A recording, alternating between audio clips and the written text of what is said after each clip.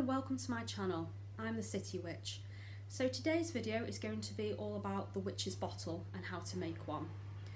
So I created an advertisement maybe about a week ago now, and I posted it up on all the various social media for the City Witch UK, and I had quite literally hundreds of you across those platforms message me and ask me questions about the witch's bottle.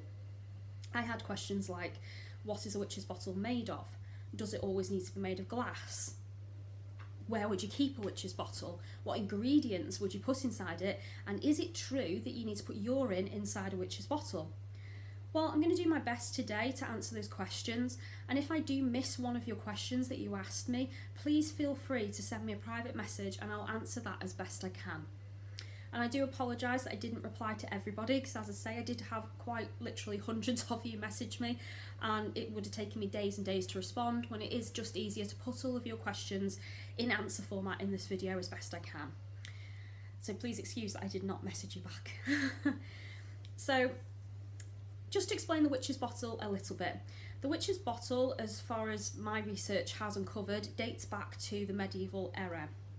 And witches back then were obviously persecuted quite a lot, so they were very much in the broom closet, hiding what they were, because they were, you know, afraid of being killed, to be honest. I mean, back then you had witch hunters, and there was various different religious paths out there that didn't like witchcraft. In fact, I think many of them agreed that witchcraft was evil and should not exist, so witches were persecuted on a number of different paths and in a number of different countries, and had to remain hidden in order to stay safe.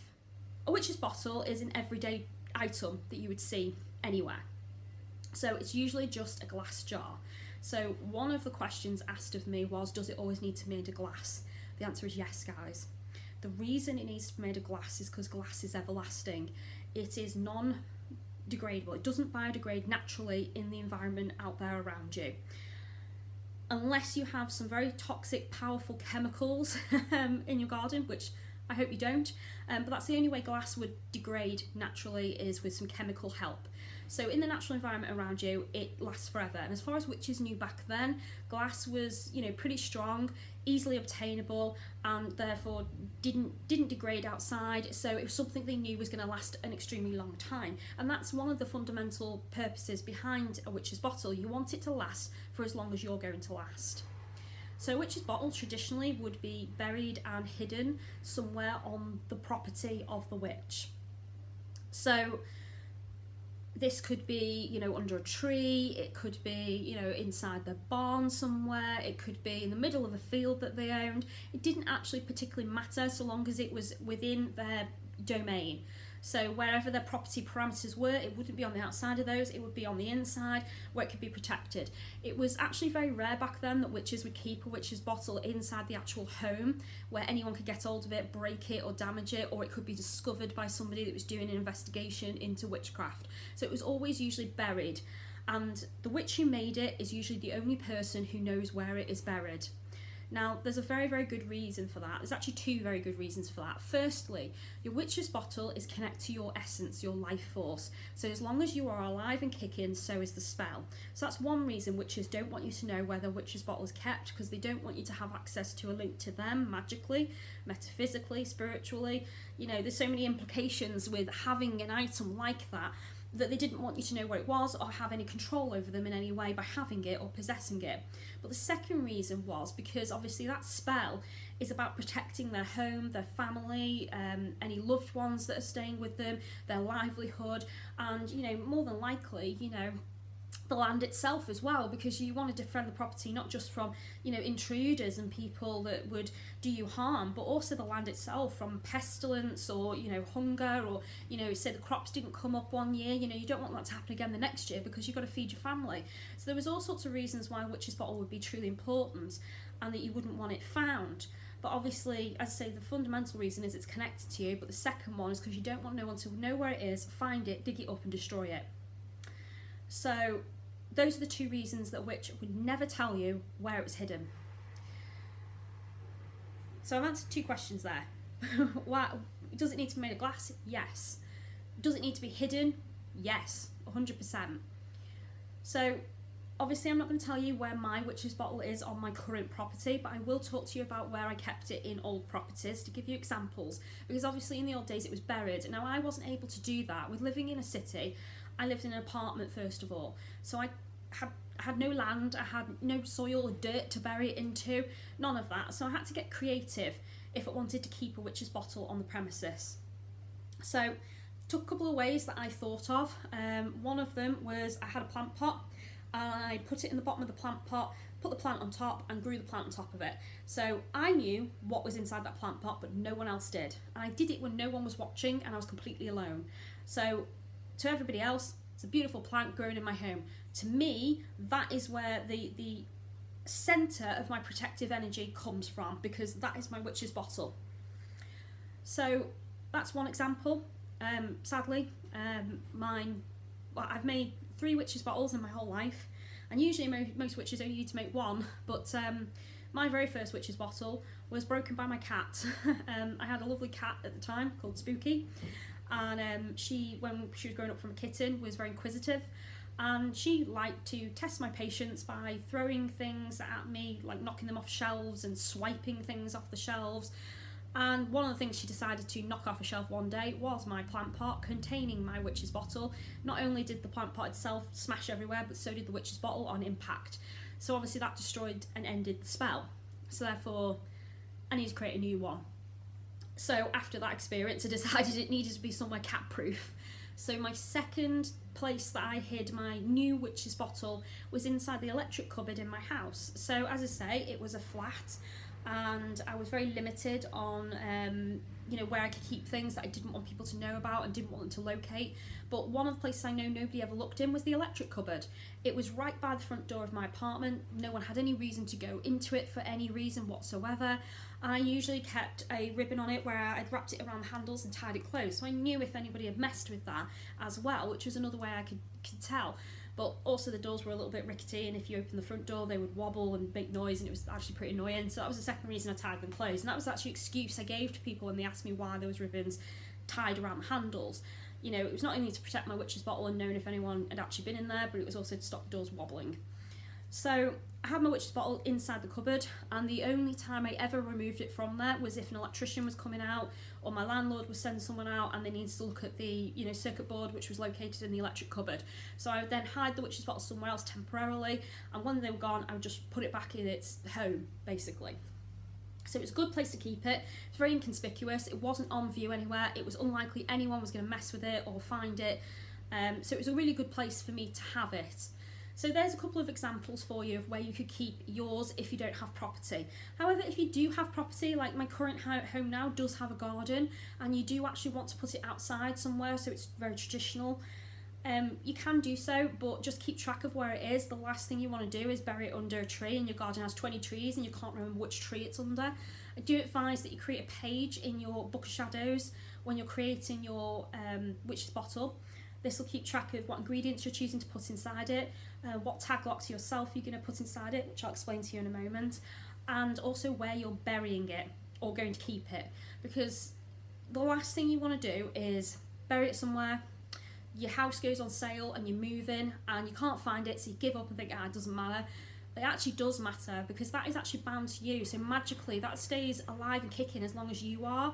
And the last thing you want to do is leave it in a place that someone else can find it, or say they turf up the whole garden and they break it. That defence then is gone. And also, because you've moved out of the property, part of that spell is to protect you and the property. So it's not just bound to you, but it's bound to where it is location wise. So if you're no longer living there and someone else moves into the property, the spell could actually perceive them as a threat by accident. So you don't want to just keep that lying around. You do want to know where it is so you can able to access it whenever you want. That's very important, guys.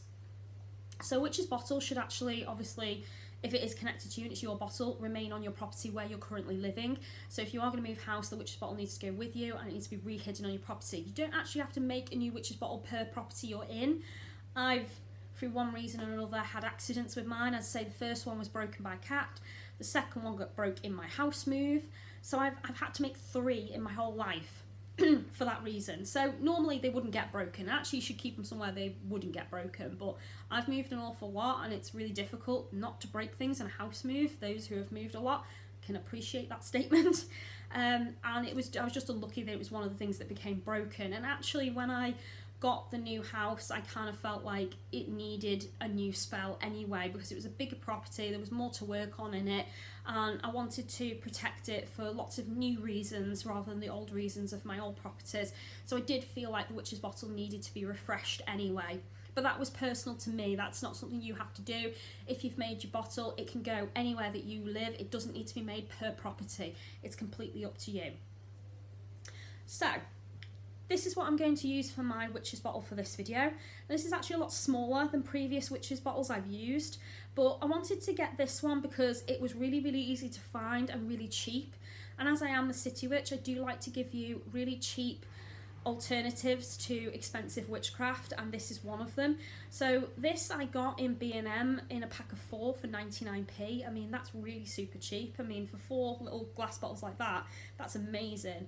So I bought a pack of them, and as I say, I've got 3 spare, so I can do charms or, you know, other things with it, or just keep ingredients in it. It's my choice. I've got these spare bottles, or I could choose to make Witch's Bottles for friends and family if I wanted to.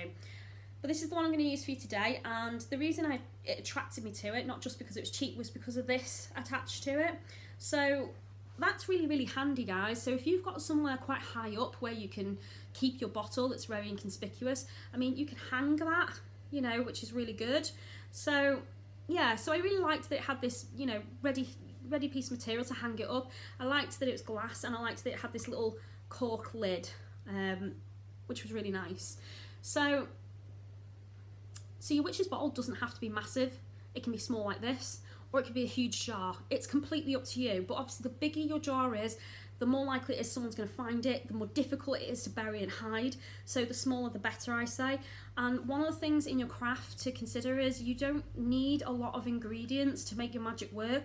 Any magical ingredient, no matter what it is, it's about the representation and the correspondence of the item and the properties that you're including in the spell that makes your spell successful. So all of it is the intent and the knowledge behind the item. So your bottle doesn't really have to be huge. It can be as small as that if you want, and the ingredients inside it, you don't need to add massive amounts of ingredients inside this. Just has to have enough ingredients in it for you to know what it is, for it to work and be successful, and obviously it's the intent behind it. So as you're putting each ingredient inside this, you will state what that is for, why you're putting it in there. What to you does that mean in your Witch's Bottle? I mean, that's another important thing to consider when you're doing your craft and you're going to include any magical item in a spell. So I don't just mix 3 or 4 herbs together and whack it into a spell and think, oh, that'll do because I know what they mean. Well, actually, many herbs actually have multiple different functions in the craft. I mean, one herb I can think of at the moment, you know, frankincense, for example, is protective. It's used in exorcisms to deflect negative energy, and it's also used in rituals and spiritualism. So it's used to bless and as a sacrifice towards gods and goddesses. So you're not really going to use it in a protection spell, but then want the god and goddess energy or the, you know, sacrificial energy. That's not really something you'd incorporate into that. So what you want to do when you're using that ingredient is say, frankincense, I'm asking of you protection for this spell, and then add it in, because you're telling it the quality you want it to represent is protection, because that is the spell you're doing. So, you know, that's one example. Obviously, another example could be rose petals, for example. You know, I know one of the biggest things that comes to mind is it's used for love. But maybe on this occasion you're not using it for love, you're using it in glamour or self-love or friendship. Then you want to state, rose petals, I'm asking for the qualities of friendship from you, and then add that into the friendship spell. Or I'm asking for the qualities of glamour and shielding from you, and then add that in. So, you know, so make sure that you're stating with your ingredients the intent behind them, why you've chosen them. And again, selectively choose your ingredients. Don't just choose them because someone else tells you they have certain qualities. You know, I could tell you, you know, rose petals are used in love as many times as I'm like. I could go blue in the face and tell you, but if you don't feel like it's the right ingredient to use, then don't use it. You know, use something else. You know, let yourself be your guide and allow your intuition to come forward and tell you what ingredients to use in your spellcraft. And also, they don't have to be really expensive items as well. I mean, many of the items I'm going to show you for the Witch's Bottle are things that are just lying around your house now. You don't have to go out your way to get, you know, amazing items. just could be standard items if you wanted, guys. So as I say, so we've covered why it needs to be glass. We've covered why it's important and that it's linked to you, and the spell will stay alive as long as you are alive and kicking. I've discussed with you to make sure that you know where your witch's bottle is at all times and that it's safe and secure, and make sure you do not discuss it with anyone, so it must be kept a secret. If you move properties, you definitely need to take it with you, so please memorise where it is, or at least make a note of it, and make sure you take it with you when you do move. The other thing I'm going to talk to you about, and it's a little bit of a touchy subject I think, is the witch's bottle isn't just used in protection, it's also got a battle element quality to it. So don't confuse battle magic with protection magic. They're not the same thing, guys. They're really not. So protective magic is obviously where you work to defend yourself against outside forces. So you're putting up a barrier, a shield, that keeps those forces on the outside of that shield, and you're on the inside where you're safe. That is what protection magic is. However, battle magic is, you know, it's about going after the enemy. It's about making sure the enemy doesn't hurt you again. So the witch's bottle has battle magic elements to it. So if you cast a normal protection spell, for an example, and this is your wall, and you're on this side of the wall and you're completely safe, and anyone does something against you, it's going to hit that wall and it's going to stop. And it's just going to remain out there until that spell dissipates. And that could take a very long time, depending on how many, you know, elements and ingredients they've used and how strong that spell initially was that they've sent towards you. Which is why I always include a reflective quality to my protection spells. So my shield isn't just a wall, it's a mirror. And that mirror will deflect anything that comes at me back at the person that sent it. But as it's hit my mirror and bounced, it has this new lease of life to it, and it actually goes back at the person more powerful than what it was sent to me. You know, and it's not negative to do that, it's slamming them with their own energy. It's me going, I don't want your energy, take it back please. You can keep that. Be selfish with it. I don't want it. Don't share this time. You know, whatever you want to say to explain it in your head. Having that quality there to your spell is protecting you, but also giving them that energy back, removing it from your space. And that's quite important, because if you cast a protection spell, as I say, it's a wall, a defensive wall, and that's great because you're safe. But say a loved one is coming, you know, to your house, and that spell is sat on the outside of your domain, unable to get through. That's brilliant for you, but what about the person on the other side of your shield that stood there knocking on your front door? They could be absorbing that energy, it could connect to them in some way, they could end up taking it home with them, and it could affect their lives on multiple different levels, and that's not what you want. So it is very important that you cleanse your space and your home, especially your front door. But also you don't want that energy sat there. You don't want it to just affect anyone in your life or you, or be brought in by anybody by mistake. That's not what you want. So you want to either cleanse it and remove it if you're just going to use a protective barrier, or you want to deflect it back to remove it completely. So it's not a worry, it's not going to be sat there affecting anybody that would come to your front door. I'm just using the front door as an example as well. By that I just mean your entire house. So if you're protecting your entire house or your physical person, you know, wherever that has hit and flopped to the floor, it's going to sit there until it dissipates if it's not got a reflective quality to it. So that's something to consider. So your witch's bottle obviously is protective, but it's not deflective, it's aggressive magic. So it will seek out who sent that energy by taking that signature, that magical fundamental signature we all have, and travelling that line back to who sent it, and then it's going to lock onto them, and it's going to teach them to back off, to leave you alone. In the old days, this was also referred to as a witch's warning spell. So warnings and bottles went hand in hand. So battle magic incorporates warnings and wardings. So again, wardings are different to protection magic, and a warding and a warning can be interlinkable. So wardings are special magically charged sigils that block energy from whatever you're trying to protect or conceal or keep energy away from. And it can be positive energy that you're keeping out as well. It doesn't have to be negative energy. A warding can do multiple different things. And a warding is specially designed to do that. And as a certain energy comes at it, it activates and it stops it. But a warning then chases that energy down and tells that person, no, don't do it again. It's almost like training that person to back off and leave you alone. And if they don't understand that energy and they don't get the message clearly, then the spell gets more aggressive. And that's the same for a witch's bottle. It will get more aggressive about its defense of you and your loved ones the more the person resists or ignores your warnings, or tries to break through your barriers. The more they throw at you, the more this spell is going to go for them. So probably not for the faint-hearted. I know there's probably a lot of witches out there watching this that are thinking, oh, I don't really like the sound of that. That sounds absolutely awful. And what about threefold? Well, firstly, threefold isn't an issue here because you didn't start this, but you're certainly finishing it. And so long as the other person gets the message and leaves you alone, this spell isn't really going to go much further than that.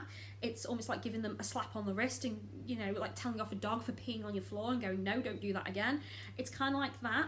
But the more they don't get it, the more responsive this spell is going to be. So obviously that might be where some of you are feeling a bit, oh, I don't know if I like that. But to be honest, like I said, you've got to think in your head, you didn't start this, you didn't go after them. All you did was initially protect your property and make sure that the things you care about, the people you care about, are safe, secure, and no one's going to cause them harm, especially if you're not around to help them or to recognise something magical is going on. So the witch's bottle is going to aid with that, and as long as you're alive, like I said, this spell is well and truly active, so it doesn't matter if you're actually on the property at the time it's under attack. It just matters the bottle's there and it'll do the job for you. So that's why it has this battle element to it. And again, battle magic isn't defensive magic. It's not protective. It's it's aggressive magic, and it's something, like I said, modern witches don't really incorporate very often into their craft. But it's something I like to incorporate into mine, because I don't think it's fair for someone to just think that they can come after you and hurt your home, your family, cause your life damage and chaos and destruction, and walk away from that and go, I've done my job. Yes, okay, you can clear it up. Yes, okay, you can probably reverse the magic, or undo it in some way, or cleanse yourself away from it, but the damage has been done by that point. So why is it okay for that person to do that? So I often think sometimes people need teaching a lesson. So the witch's bottle will do that for you without you actually having to go out of your way to lift a finger. You don't have to go out of your way to cast spells or elaborate rituals or bring in gods and goddesses or whatever you work with, demons, daemons, spirits, whatever you choose to work with in your craft. You don't actually have to go out your way to summon all those things and work with those things in order to go and sort this problem out. The witch's bottle will do it all for you. You just need to sit back and let it happen. And as I say, the more the person resists, the more aggressive this magic will become. Now, it's not death magic, so it's not going to lead to killing anybody. So before you all have a meltdown and think, oh my god, she's teaching people how to kill. No, I'm not. This is not going to kill anybody. The most aggressive this magic will get is maybe making them bedridden with nightmares and boils or rashes all over the body. So it starts off small. So the first thing, I say, is a tap on the wrist. So that could be something like severe headaches every time they think about you negatively. Could be they're having nightmares about you, and in the dreams you're squashing them, something like that.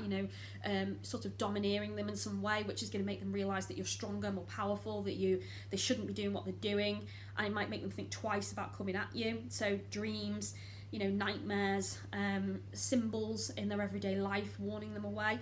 But then if they don't get the message, it's going to increase then to perhaps pins and needles. Well, if you're going to use pins in your bottle, which you should use pins in your bottle, pins and needles, as in stabbing all over the body, is a thing. So obviously it's painful. It's kind of like using the electric bands on your wrist to teach you, a bad habit, to break a bad habit. It's the same principle. It's teaching them, don't think negatively of you, don't come after you, and if you do, ouch, you're going to get pain. And it's exactly the same thing. But then if they don't get the message again, it's just going to increase, and that's something you want to think about. It's just going to keep increasing in stages until they get the message. So that's important. So now I've discussed quite a few fundamental things about the witch's bottle. I'm going to show you a couple of ingredients that you can possibly consider putting in your bottle. I'm not going to show you them all because obviously the second half of this video is going to be showing you how to physically actually put things inside your bottle. So one of the questions asked of me was, do you need to put urine inside your bottle? The answer is no, guys. You don't need to put urine inside your bottle. And actually, I probably would advise against putting urine inside your bottle, because obviously urine is going to smell. It's obviously disgusting, and on top of that, it's, you know, if you want your witch's bottle to last forever, urine, I mean, you're probably going to want to tip that out and refresh it. And if you've buried your bottle, you don't really want to be digging it up and then peeing inside it with fresh pee and then burying it again. That's just going to become really annoying and tedious.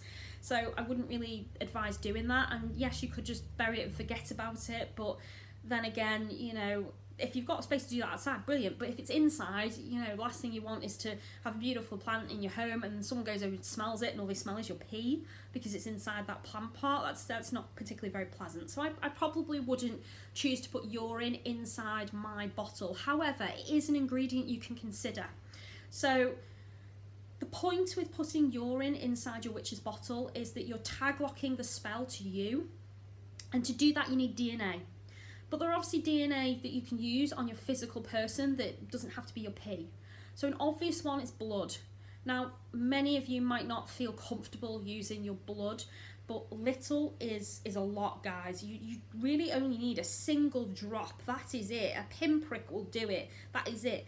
If you've got a scab on the body, you could probably, I know it sounds horrible, pick at it until it bleeds a little bit, and then, you know, just dab a piece of paper onto that, and you can just include that little bit of paper in your witch's bottle. That's really all it needs. So blood is an option. Hair is an option. You know, hair has your DNA, so you could cut a little bit of hair off your person. Fingernails, toenails, they are all things you could use. You could spit if you really wanted to into the jar. You could use skin shavings. Men, if you shave, you could use your beard hair, that's fine as well. Gross again, but ladies, pubic hair is also okay. If you don't want to cut yourself, ladies, menstrual blood. You know, again, little is a lot. You only need a tiny amount. It doesn't have to be anything major. If you really wanted to, you could use sexual juices as well. So men, you could use sperm. Ladies, you could use, you know, your juices from your vagina after you've had sex. That's completely fine as well. Although, you know, again, you know, it doesn't you don't have to use these items. I know it sounds completely gross to use these items, but the point is you need something in your jar that's going to connect to you, tag locking the spell to you. And as I say, the point is that as long as you're alive, so is the spell. So you do need something DNA bound to you as the witch that's creating it.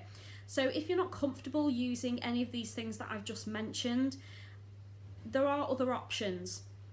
So other options are, for example, you can create a sigil using your magical name or your birth name. Doesn't really matter because they're both connected to you. So you could create a sigil using numerology or using you know, the witch's wheel. It's up to you.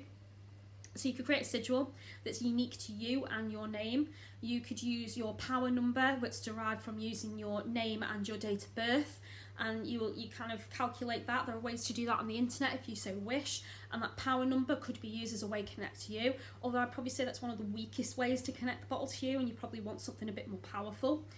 Another way as well is to write your name and date of birth down 9 times on a piece of paper, burn the paper and use the ashes inside the bottle.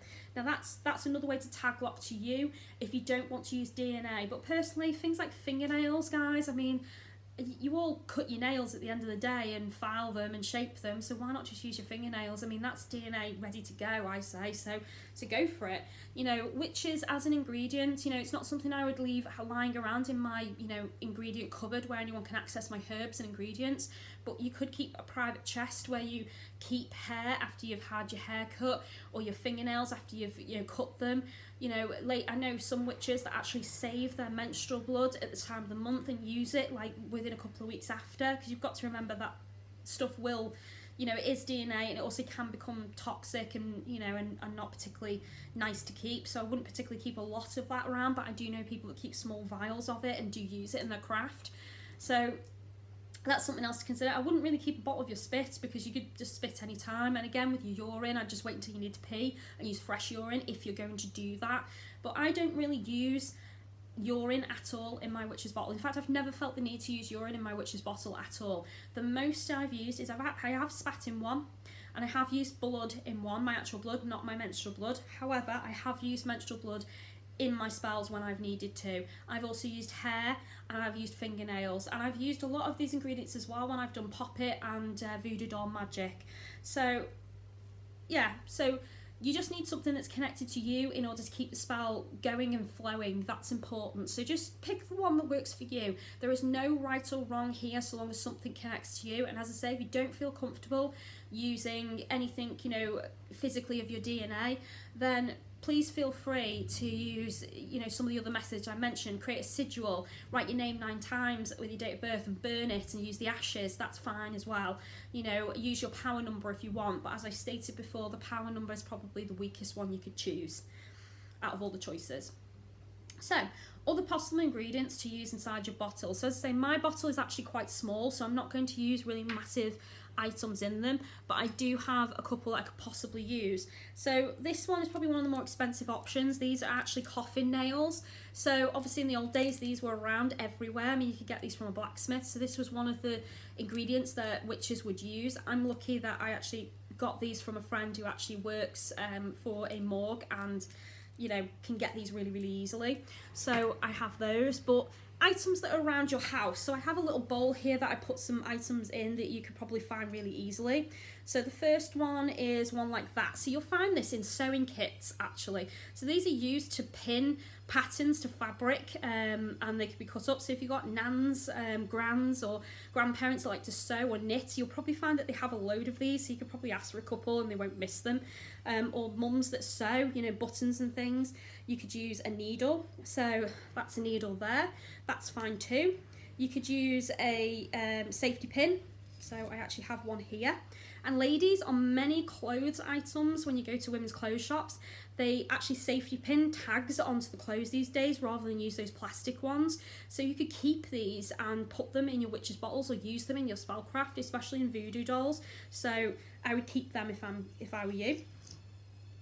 Another one is shells from the beach. So this is one that I picked up. So traditionally you would actually grind this up, so you'd smash it and use the shards, but as that's actually a pointy shell on its own, I probably would just keep that as it is because it's already pointy.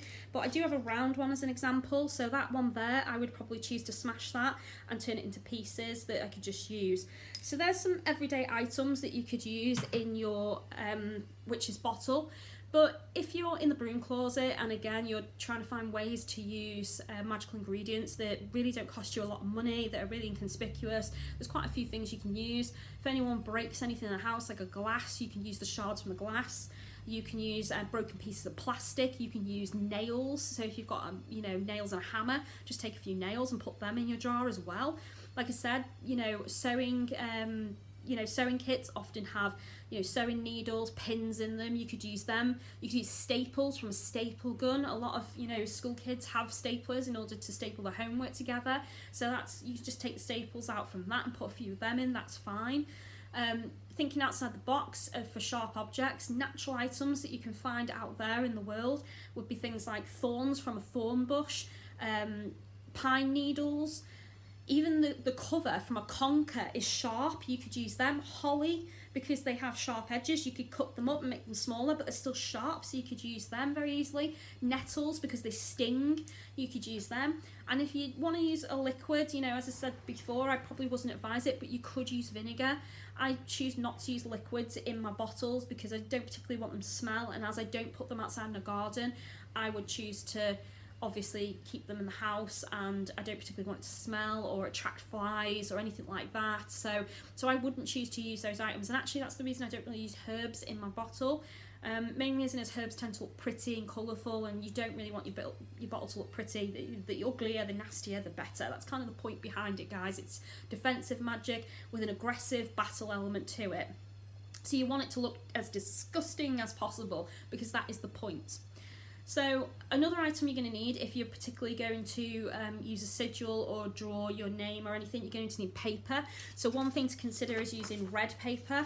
So red paper is obviously very aggressive, it's very strong, it's well, its literal energies is, you know, action, you know, power, strength. So you want to be using those qualities because obviously this isn't really about defense so much as telling people to back off, and red is the colour to do that. So So yes, that's the warning colour. If you don't have any red paper lying around the house that you want to incorporate into your bottle, consider a red pen instead. Again, you know, if you're quite young and you're still in school, you'll always have a red pen in your pencil case or a red felt tip, that's fine. Just use red as a colour. That would be what I would advise. Obviously, if you can't get hold of these things, black is probably the next go-to, but red is probably a little bit better if you're incorporating colour magic. Hello and welcome to the second half of the Witch's Bottle video. So in this part of the video, I'm going to actually teach you how to make and form your Witch's Bottle, and I'm also going to give you a free incantation that you can use to charge and enchant your Witch's Bottle, making your spells live and active. So before we get on to that bit, one of the things that I mentioned in the first half of the video was that this idea of the Witch's Bottle obviously has been known to go back all the way to the medieval period. But one of the things I recently discovered while I was doing the second half of this video was that in the 17th century, witches started actually utilising the Witch's Bottle for very, very different things. So the Witch's Bottle traditionally obviously was used for protection against one's enemies. But by the 17th century, this had evolved into being used against other witches. So witch on witch drama didn't really happen too much. It used to be, you know, people like the Puritans, for example, royal families who really were quite religious that didn't like witchcraft, and then of course the Inquisition. There was lots of different people out there in history which obviously didn't like witchcraft, and they were usually the ones witches were trying to defend against. But by the 17th century, apparently witches had grown to distrust and dislike each other, and as more and more covens arose and more witches formed their own different forms of the craft, I can imagine that some of them did go witch on witch action. So a Witch's Bottle was actually used for that. Obviously I don't particularly recommend doing that actively, but if you feel like you could be under threat, then it's a possible another way to use your Witch's Bottle. Now in modern day, Witch's Bottles are used for more than just protection. I know I've used different Witch's Bottles to contain magic, to conceal.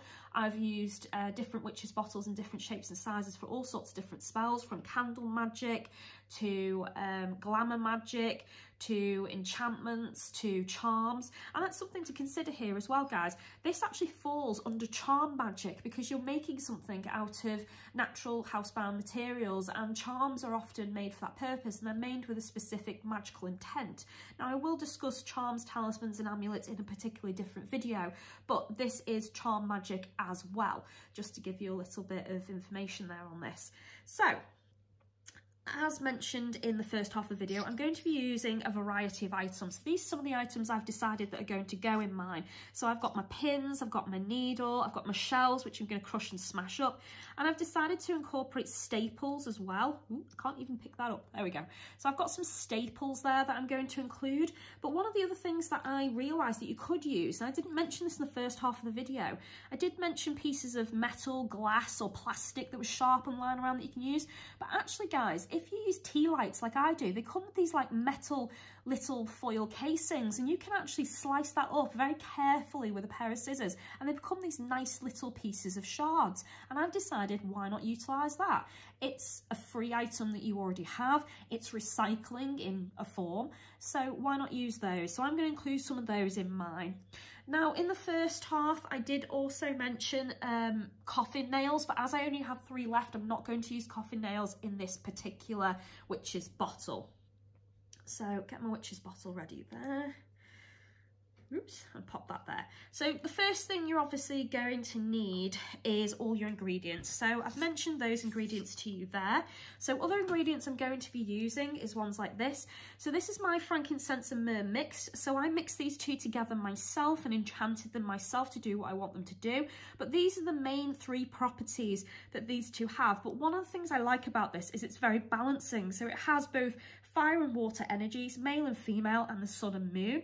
So very nice blend, but also it primarily is used to increase your spiritual practice, exorcisms and protection, which is really, really good for what we're going to do. So that's one ingredient I'm definitely going to include. Another one I'm going to include is this one. So this is Anis Star. I hope I'm pronouncing that right. If I'm not, I apologise. So this is obviously used in a variety of different things, but the main thing is it averts the evil eye, it banishes and pushes away evil from you. It's used in various different protection and exorcism rituals, and of course it has this very barkish quality to it, so it's long lasting and it's not like using a regular herb inside your bottle, because as mentioned in the first half, I don't actually like using herbs in my witch's bottle. I like it to be things that are going to be long lasting, quite tough and strong, and I think these fulfill that, so I'm going to be using that. So the other item I'm going to use is this. Now, if you haven't seen my other video on how to make eggshell dust, please do so. It's quite a short video, it doesn't take long to make this at all, and it's a step-by-step guide.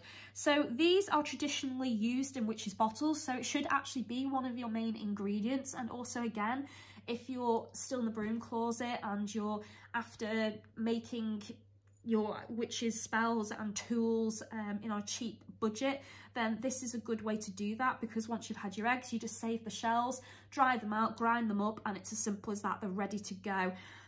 And of course they're sharp. Shells are obviously very protective. They are shells, so they are strong and obviously have that symbolic use of protection. So that's why I'm going to be using that. Now I'm going to be using also my own blend of black salt. There will be a separate video on how to make your own version of black salt, but if you don't have any black salt of your own, you can use just regular salt. That is fine as well, but that's another choice. You don't actually have to include that. So just as a quick rundown compared to the first video, I just want to give you a list of things you can consider putting inside your bottle, just so you're aware of all of your options. So pins, shells, holly, needles, poisonous plants, vinegar, nails, urine and feces is an option, coffin nails, razor blades, broken pieces of china, graveyard dirt, salt, black salt, broken glass or plastic shards, stinging nettles and rose thorns, general thorns or spikes, conker covers, pine needles, barbed wire or rusty wire, or any rusty items in particular. And of course, you can use just general nails that you get when you want to use a hammer and a nail. So they're just some of the items. So obviously one of those things I mentioned was urine and feces, and obviously I mentioned in the first half of the video that I wouldn't really choose to use urine in mine, and traditionally it was actually used as a tag lock for DNA to you and the spell to create that everlasting essence. However, urine and feces has another reason. So as mentioned before, your witch's bottle that you're about to make in the 17th century became a way to use magic against other witches and to protect yourself from witchcraft. So by placing things like urine inside your bottle, it's also a way to mark territory. But if you were going to use your witch's bottle, say, as a prop or a tool to place on another witch's property or on the doorstep or something along those lines to give them a warning or a curse or a hex, which again, I'm not going to approve of that because I don't approve of that. But if you are the kind of witch that does like to curse or hex or does like to be more aggressive with their magic, then by putting feces in this, it's a way to sort of defecate towards your enemy and to warn them that you mean business. So they are two items you can consider. I personally don't use those things in my bottle, but it is completely up to you guys, and I just wanted you to know all of your options. Okay, so now we've mentioned those things, I also want to quickly just go over why you might want to use things like poisons in your bottle. Now, I'm not going to be using poisons in my bottle. I don't feel the need. However, as mentioned before, your bottle can be used to curse, hex, or as a warding. Now, I don't mind warding magic because actually I think that's very vital to the craft and it has its place. So if you're going to ward your property against enemies, some of the ways the battle magic is incorporated to this witch's bottle idea is you're supposed to be putting things in it that it can use against your enemies to protect you, and that's the aggressive part of the magic I mentioned earlier. So pins and needles, great, because they will create like a stabbing, pain sensation on the body. Anything to do with, you know, sharp objects is going to do that actually. But, you know, things like stinging nettles could create rashes on the body where they've had a reaction. Poison can create sickness, diarrhea, that kind of a thing. If you want to put things like broken glass from a mirror, that would give obviously extreme bad luck. It could turn their finances around. Coffin nails obviously is for chaos, destruction. And then you've got graveyard dirt to incorporate spirits for hauntings. You could even put burned pieces of your own hair in the bottle to create hair loss on your enemy. So think outside the box and get creative. But as you're putting the items inside your bottle, you want to say what it's going to be used for, so you have control. So obviously the item isn't going to go too far and it's not going to create, you know, deaths or suicides, that kind of thing, because we're not really about that, guys. At the end of the day, we want to protect ourselves, but we don't actually really want to severely hurt someone. We just want them to get the message to back off and leave us alone, and that's what this is about. So I've shown you the items I'm going to be using. So what you're going to need now is your mortar and pestle. So you're going to be placing in here the items that you want to grind together. So for me, that's going to be some of my frankincense. So you don't need a lot, just a little bit. So I've literally just put 3 pieces in there because a little really is a lot in this instance, guys. I'm going to put one of my star anise seeds in there, but I only need 1. That will do. And I'm going to put some of my eggshell powder in there. Now this is already actually being ground up, but since I'm mixing while I'm doing this, I'm going to put it in there anyway, because it just makes sense to mix it all together. And then obviously a little bit of my black salt. And again, a little is a lot, guys. You really, really don't need a massive amount here, just a little bit. So then I'm going to lastly place in my shell. This is quite a big shell, so I'm going to try and be careful as to not obviously make the pieces go flying as I grind this up. But yeah, you're going to need to do this, grind it up. So again, add a little bit of force into it. Don't be afraid to get in there, but just be careful and watch your eyes. Make sure you don't get anything in them, because the last thing I want is people complaining they hurt themselves. So grind that up into quite smallish pieces, because obviously my bottle's quite small, so I want to make sure it's going to actually fit. So, and the next thing you want to do, because these are now obviously my ingredients, so I want to make sure that they're charged with the right energies. So I place my hands over the top, and one at a time I talk to the different items I put in there. So, Aniseed Star, I'm asking of you for protection to fend off evil energies and nightmares and drive away evil and avert the evil eye.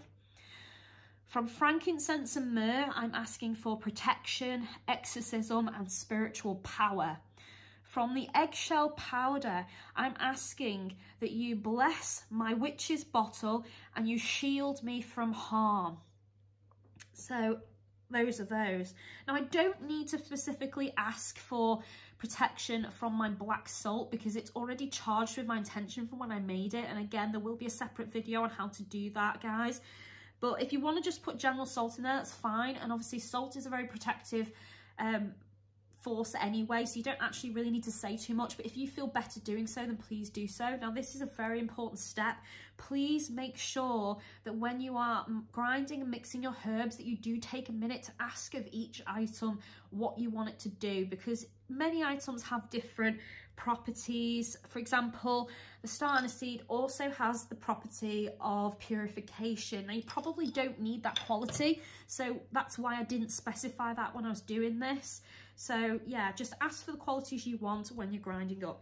So now they're there and ready, all I'm going to do is I'm going to take some pieces and I'm going to pop them inside my bottle. Just a little bit of each item. And again, you don't have to put the whole thing in, because obviously my bottle in particular is quite small here, so it might not fit everything in. But I want enough that it's sharp. And again, just be careful when you're doing this that you're not hurting yourself. And if you are using pieces of glass, please be careful. Protect your hands. I don't want anyone getting injured with this video. So I've got quite a bit in there now, so that's probably enough. And then I'm going to start placing my other items in here. So as I say, I've got some pieces of metal shards from, oops, I'm dropping them, from my foil that was surrounding the tea light. And then I've got my pins, so I'm going to drop them in. Now pins are sharp anyway, so you don't really need to specify why you're putting them in there, but if you feel the need to do so, then please go ahead. And then lastly, my shell.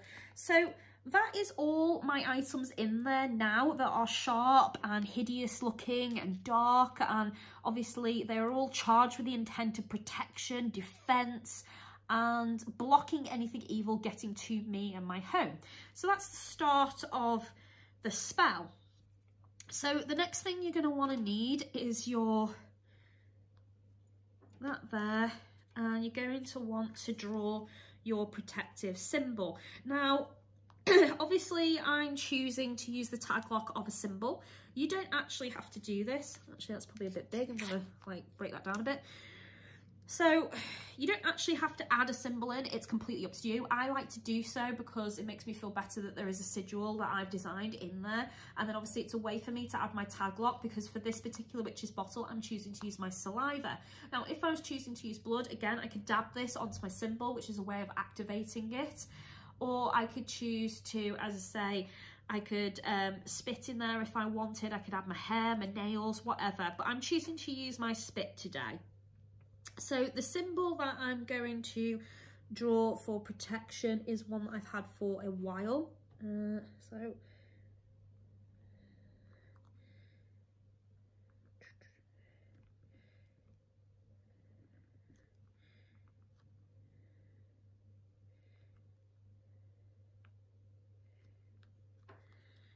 we go. So that is my symbol for protection there. Next thing is my saliva. So I simply just wet my finger and add it on there. I'm going to fold it into a little scroll. And I want to bind it up because that's quite important, because symbolically what I'm doing is I'm binding the spell to the bottle and to my energies there. So this is symbolically sort of creating the link between me and this item. So I wrap it around a few times as so. And then I'm going to want to just tie it off, which is actually a little bit fiddly when you've got nails, but just, yeah, just do your best, guys. Whoops. Which apparently I'm not doing here.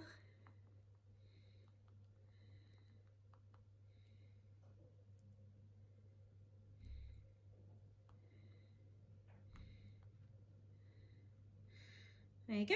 And that's all it comes down to there. So that is all bound up, and then I just add that into the bottle like so. So that has now created the tag lock to me, and it's got my symbol in it, which obviously sigils are already charged in their creation with the energy that you're binding to it as you're making it. So I don't particularly need to chant or say anything over that. That is what it is.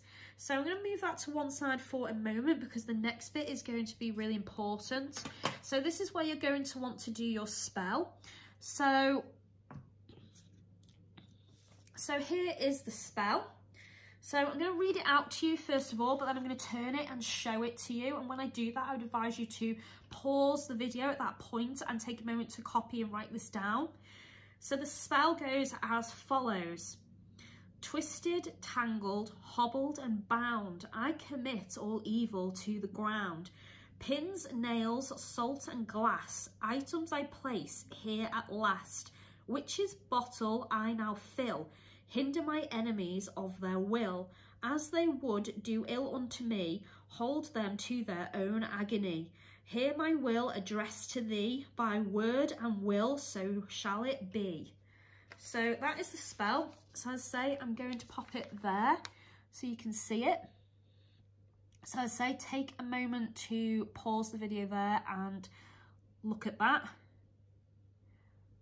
Okay, so what you're going to want to do is you're going to want to hold your bottle in your hand, and you're going to want to take a moment to read this out loud or to yourself. It's up to you. And once you've done that, what you're doing is you're placing the energies inside the bottle. So I recommend that you hold the bottle in your power hand. So for me, that's the hand I write with, which is my right hand. So I would hold it like that, because what I'm doing is I'm sending my intent into the bottle, and then I would say the spell, which I'm going to do so now. Twisted, tangled, hobbled and bound, I commit all evil to the ground. Pins, nails, salt and glass, items I place here to last. Witch's bottle I now fill, hinder my enemies of their will. As they would do ill unto me, hold them to their own agony. Hear my will addressed to thee, by word and will, so shall it be. Now, if you're a bit worried about the spell backfiring in any way, you could feel free to add this little thing on the end, which is something I designed years ago myself. May my spell not reverse nor place upon me any curse. Blessed be. So if you want to add that on the end, please feel free to use it. I do not mind you copying and using this, but if there's any witches out there that are going to be selling their crafts, such as myself, I would ask that you do not sell this, because it was my design and my creation. That is all I'm going to say there, guys. So the last thing here is for you to fold this up, because what you're going to want to do is add the ashes of this inside your spell. So get yourself a cauldron and light this up.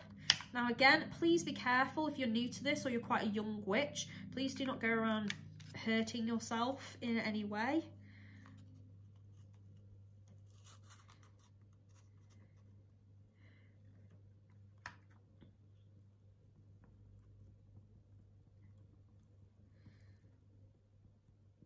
So you just want to let that burn down and just watch it very carefully. You can add your intent at this stage.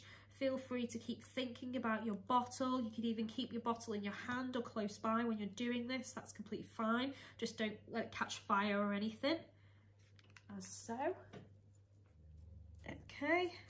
Now what I'd recommend you do at this point is just pop the lid on and just let that smoulder for a little bit in there. And then once it's cooled down, you're going to want to add your ashes to your bottle, which kind of tag locks the spell and you together.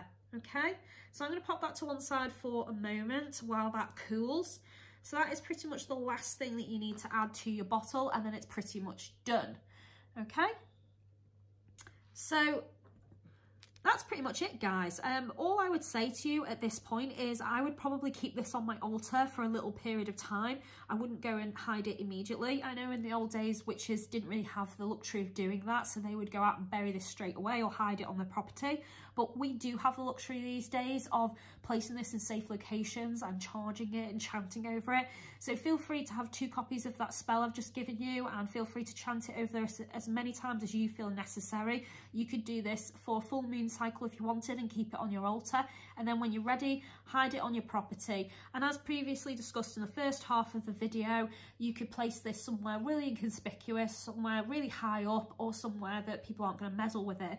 And actually that's probably for the best. You don't really want to put this somewhere where people are going to play with it or break it, or, you know, take the contents out, because you never know what's going to happen. You need this to be somewhere really, really cleverly hidden. So burying it is obviously the best option, because it's unlikely to get dug up unless, you know, by you. But I do choose to hide these inside my house, and I have various locations I've done that, and nobody has ever really found this apart from the incident with my cat where she broke the plant pot. That's the only time this has ever been found. So as I say, small is best for me because I find it really easier to hide, but you can go as big as you like, you can go as complicated as you like, and you can add as many items into this as you like. But I often think it's more the intent than the items themselves. These are just more symbolic, and that will do for me. And that's all I've got for you today, guys. So that's pretty much it. So as I say, once your ashes burn down and they are cool enough, then add some of those ashes into there to seal the spell in. So that's the only thing you need to do to finish off this video. Okay, thank you very much for watching, guys. I hope you enjoyed it. If you have any questions or queries, please feel free to message me. I'm happy to answer them as best I can. And if I have forgotten to mention anything in this video, as I say, please do drop me a line. If you enjoyed the video, please give me that all-important thumbs up, and please follow, share and like as often as you like. And please feel free to subscribe to my new YouTube channel, which has only been live a few days. And if you do have any ideas for videos you'd like me to do, please feel free to put them in any of the links below and ask me to do them. I'm quite happy to do as many videos as you guys need help and assistance on. Thank you very much for watching. I'm the City Witch. Bye for now.